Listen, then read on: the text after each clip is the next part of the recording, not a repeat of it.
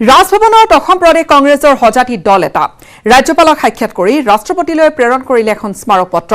বিৰোধী দলপতি দেৱব্ৰত শইকীয়া, উপ দলপতি ৰকিবুল হুছেইন সহ 4জনীয়া দলটিয়ে সাক্ষাৎ কৰিলে আজি ৰাজ্যপালক। কোভিডৰ সময়ছোৱাত ভাৰত চৰকাৰে ল'বলগীয়া পদক্ষেপ সম্পৰ্কে উল্লেখ কৰা হৈছে। এই স্মাৰক পত্ৰখনত ডিচেম্বৰ মাহৰ পূৰ্বে যাতে ৰাইজে দুয়োটা ড'জেই ল'ব পাৰে তাৰ ব্যৱস্থা কৰিব লাগে বুলি মন্তব্য কৰিছে দেৱব্ৰত শইকীয়াই।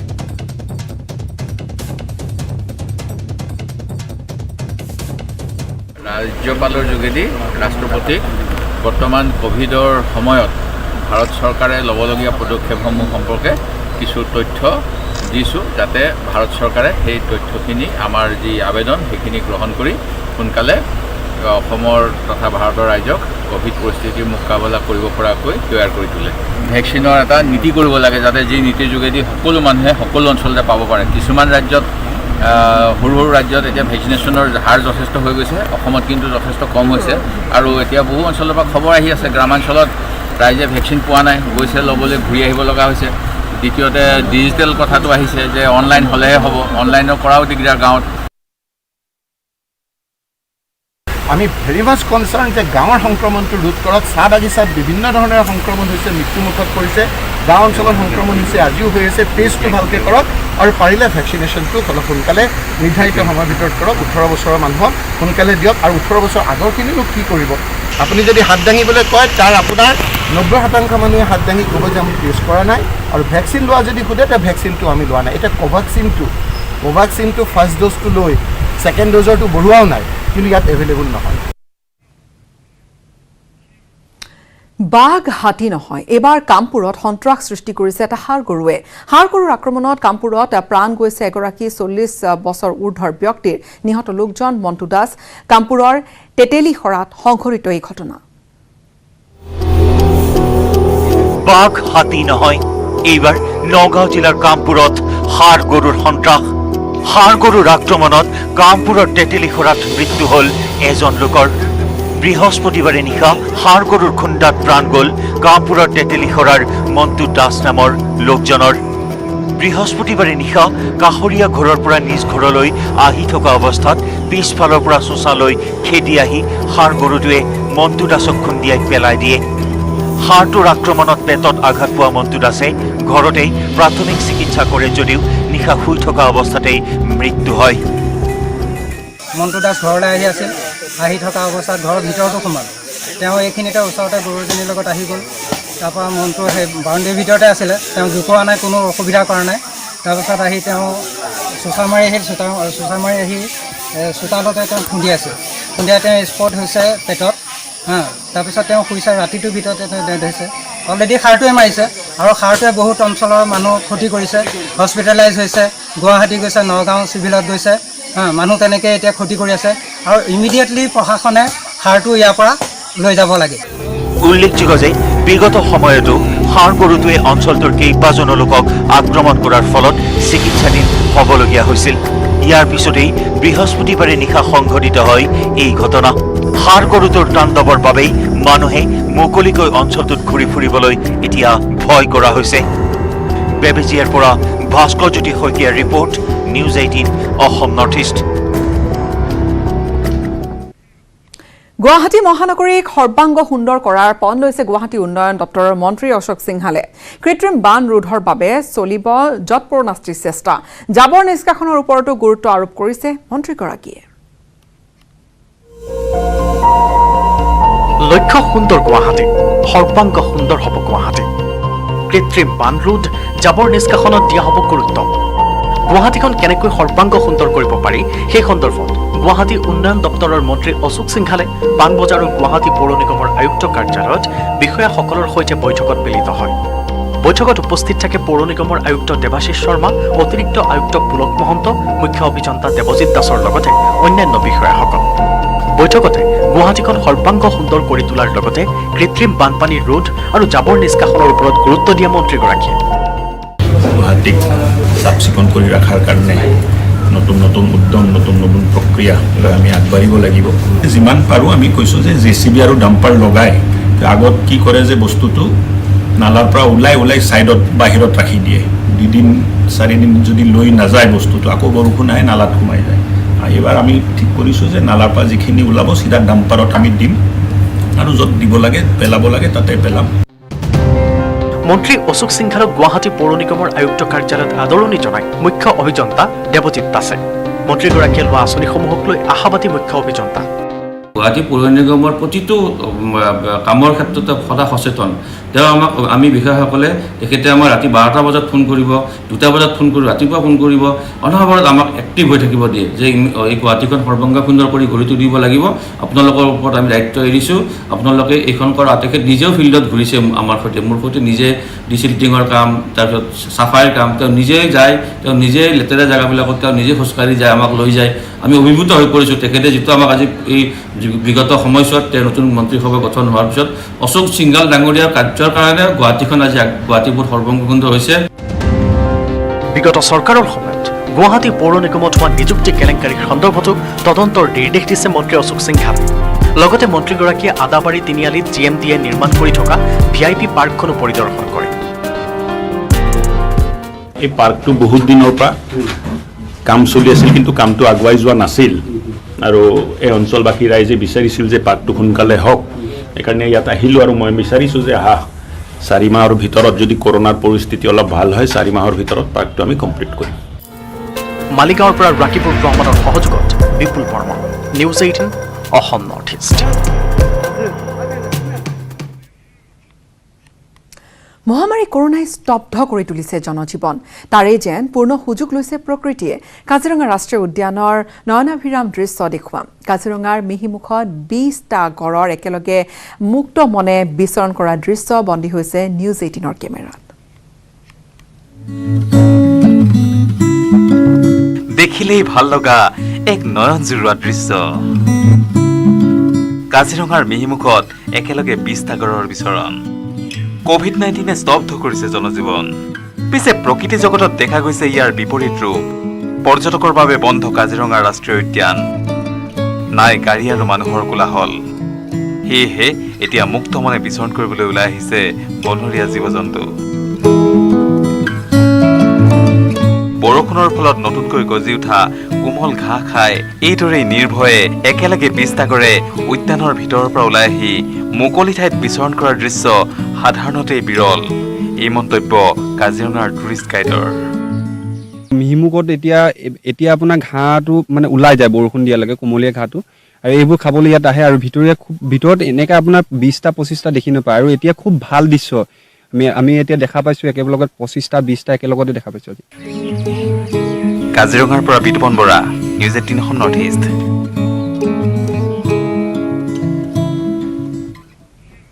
সময় আন এটা বাণিজ্যিক বিৰতিৰ। মাইথান ষ্টীল ইমান ষ্ট্ৰং যে 20% কমকৈ লাগে। ষ্ট্ৰং আৰু বুদ্ধিয় মাইথান নিৰ্মাণৰ মানদণ্ড।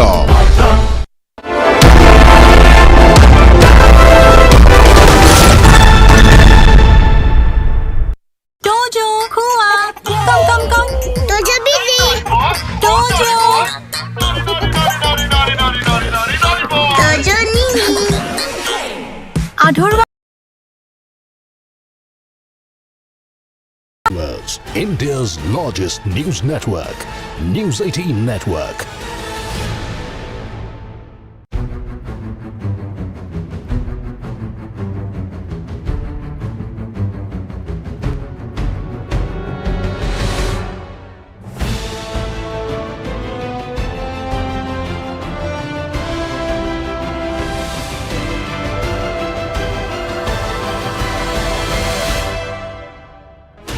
Sixteen channels, 15 languages, 26 states, 1,200 plus reporters, 66.9 crore viewers. India's largest news network, News 18 Network.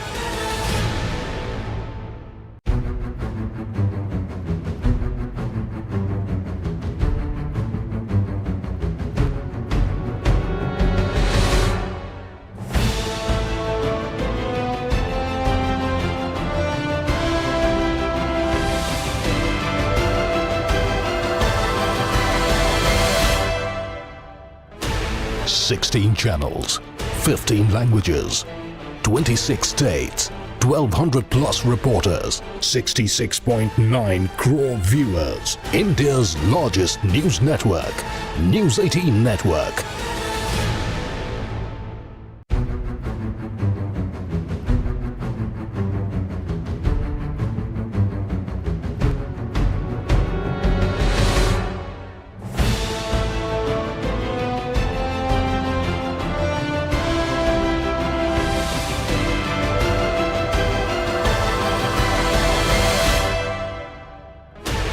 Sixteen channels, 15 languages, 26 states, 1,200 plus reporters, 66.9 crore viewers. India's largest news network, News 18 Network.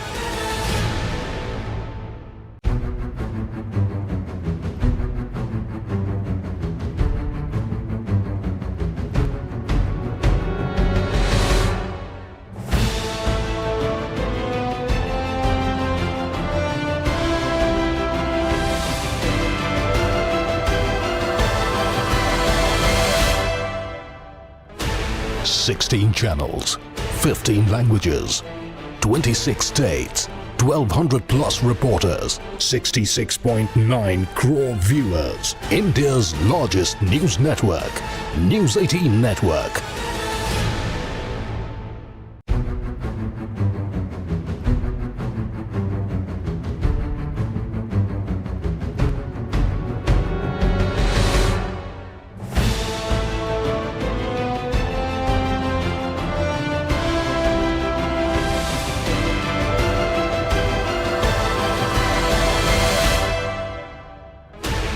Sixteen channels, 15 languages, 26 states, 1,200 plus reporters, 66.9 crore viewers. India's largest news network, News 18 Network.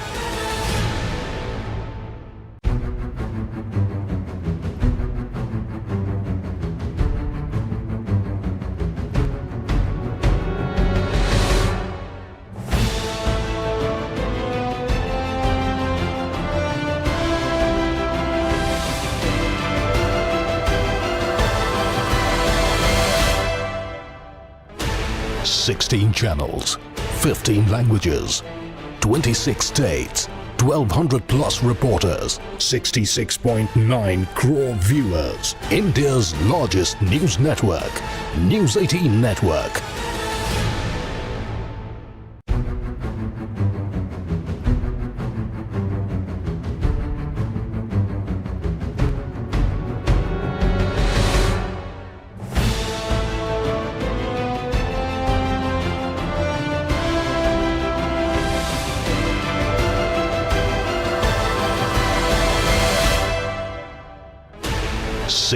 সমানে সমানে ড্ৰাগছৰ বিৰুদ্ধে তৎপৰ এতিয়া কিন্তু সাধাৰণ জনতা কামপুৰত ৰাইজে খেদি খেদি ধৰিলে ড্ৰাগছ ক্ৰয় কৰিবলৈ অহা যুৱকক ডিব্ৰুগড় গোলাঘাট দুধনৈ গোৱালপাৰাত আৰক্ষীয়ে গ্ৰেপ্তাৰ কৰিছে নিষিদ্ধ এই বেহাৰ সৈতে জড়িত আন কেইবাজনো লোকক আগে আগে কুখ্যাত ড্ৰাগছ মাফিয়া পাছে পাছে খৰ্কহস্ত জনতা খেদি খেদি ৰাইজে ধৰিলে ড্ৰাগছ আসক্তক এই ঘটনা নগাঁও জিলাৰ কামপুৰ মিনাপামত ৰাইজৰ জালত পৰাৰ পাছতে ড্ৰাগছ ক্ৰয় কৰিবলৈ অহা যুৱকৰ বিস্ফোৰক স্বীকাৰোক্তি হবিবুৰৰ পৰা ল'ব আহিছিল তোমাৰ ঘৰ ক'ত আছিল কামপুৰ কামপুৰ কি নাম তোমাৰ আছিল জাকিৰ হুছেইন ইয়াত কেলে আহিছিলা এনেই আহিছিলোঁ তাক লগ কৰিবলৈ আপোনাৰ লগত আৰু কোন আহিছিল কোনো নাই ইয়াক লগ কৰিবলৈ কি ইয়াৰ পৰা ড্ৰাগছ ল'ব আহিছিলা নাই তাক লগ কৰিছোঁ লগ নাপালোঁ দিছে হিচাপত সি পলালে কি কাৰণে পলালে ঘৰৰ পৰাই পলালে ৰাইজ গৈছিলে বিচাৰি পেলাই পলাইছে সি কিবা ড্ৰাগছ বেচিছিলে বুলি কৈছে সি ড্ৰাগছ বেচিছে তুমি কি কিনিব আহিছিলা নেকি কিনিব আহিছিলা আজিয়ে লোৱা নে আগতে ওলোৱা তাৰপৰা না আজিয়ে লগ কৰিব আহিছে সি ড্ৰাগছ বেচটো সঁচা মানে তুমি তাৰপৰা কিনিব আহিছিলা অঞ্চলটোৰ কুখ্যাত ড্ৰাগছ মাফিয়া হবিবুৰ ইছলামৰ পৰা ড্ৰাগছ ক্ৰয় কৰি থাকোঁতে ৰাইজৰ জালত পৰিল ড্ৰাগছ আসক্ত যুৱক জাকিৰ হুছেইন অৱশ্যে ৰাইজৰ চকুত ধুলি দি পলাবলৈ সক্ষম হয় কুখ্যাত হবিবুৰ ইছলাম ডিব্ৰুগড়ৰ কালিবাৰীৰ ইলাহীপট্টিৰ অতি পুৰণি ড্ৰাগছ সাম্ৰাজ্যটো চলিল আৰক্ষীৰ অতৰ্কিত অভিযান আৰক্ষীয়ে গ্ৰেপ্তাৰ কৰিলে এসময়ৰ ড্ৰাগছ সম্ৰাট ইলাহী শ্বেইখৰ ঘনিষ্ঠ ৰূপে পৰিচিত আব্দুল কৰিম ওৰফে বাবুসহ 4 মহিলাক জব্দ কৰে ৬২,০০০ টকাৰ নগদ ৬০০ গ্ৰাম নিষিদ্ধ ব্ৰাউন চুগাৰ इस वाले ऑपरेशन में 4 लोग अरेस्ट हुए हैं, जिनमें जो प्राइम अक्यूज है हमारा एक हैबिचुअल ऑफेंडर है अब्दुल करीम, वो अरेस्ट हुआ है। उसके साथ में 2 लेडीज और 1 मेल अक्यूज अरेस्ट हुए हैं। 592 ग्राम्स अगर देखें लगभग 4000 पर ग्राम इनका प्राइस रहता है, तो 24 लाख to 25 लाख इसका प्राइस होना चाहिए। গোলাঘাটৰ ফৰকাটিঙত বুজন পৰিমাণৰ হেৰইন সহ আৰক্ষীৰ জালত পৰিল ড্ৰাগছ মাফিয়া চন্দন বৰুৱা। অপৰাধৰ পাছত অপৰাধ।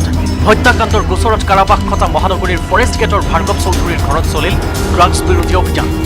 ক্ৰাইম ব্ৰাঞ্চ আৰু দিছপুৰ আৰক্ষীৰ অভিযানত বুজন পৰিমাণৰ ড্ৰাগছসহ বহুকেইটা খালী কণ্টেইনাৰ জব্দ। তেওঁ ঘৰত চাৰ্জ কৰিলোঁ, বহুত খালী ডেমো পোৱা গৈছে, লগতে ভৰ্তি ডেমো পোৱা গৈছে। তেওঁক এতিয়া সোধপোছ কৰিম, সোধপোছ কৰি আমি ভিডিঅ' তেওঁৰ বিৰুদ্ধে পুৰণা কিবা গোচৰ আছে বুলি গম পাইছোঁ। তেওঁ থকা বুলি শুনিছোঁ আমি, মাৰ্ডাৰ কেছৰ কিবা নুনমাটি থানা মাৰ্ডাৰ কেছ এটা আছিল। মাজুলীৰ ধূনাগুৰি ঘাটত গাঞ্জাসহ আৰক্ষীয়ে গ্ৰেপ্তাৰ কৰে চেগুন দাস নামৰ এজনক। সমান্তৰালভাৱে বৰুণ চুক বৰগয়াত আৰক্ষীয়ে উৎখাত কৰিলে কেইবাটাও অবৈধ চুলাই মদৰ ঘাটি। দুধনৈৰ ৰাঙাগড়াত 1 কিলোগ্ৰাম গাঞ্জাসহ আৰক্ষীয়ে গ্ৰেপ্তাৰ কৰে পংকজ নাথ আৰু আতৱাৰ ইছলাম নামৰ দুজনক। Bureau report, news 18 Assam north east. Baksa জিলাৰ ভাৰত ভূটান সীমান্তত অৱস্থিত মানাহ চৌকীত এতিয়া ভিৰ কৰিছেহি নানা ৰঙী অসংখ্য পখিলাই। বনভোজস্থলী চৌকীত প্ৰতি বছৰে মে' মাহৰ পৰা জুলাই মাহলৈ দেখিবলৈ পোৱা যায় এই বিভিন্ন জাতৰ পখিলা।